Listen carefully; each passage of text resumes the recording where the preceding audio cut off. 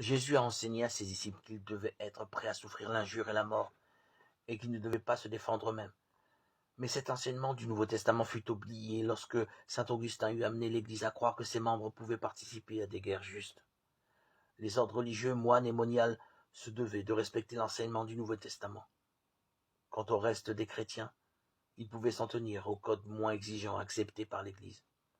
Après 364, l'Empire romain fut gouverné par deux empereurs, l'empereur d'Orient et l'empereur d'Occident. En 380, par un édit commun, les deux empereurs d'alors firent du catholicisme romain la religion officielle de l'État. Ces deux empereurs étaient Théodose et Gratien.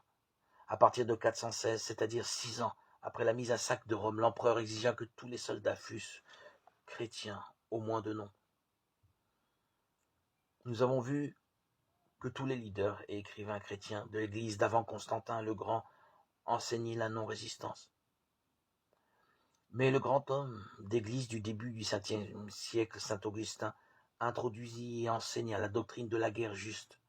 Malheureusement, cette position est devenue celle de la majorité des chrétiens depuis cette époque.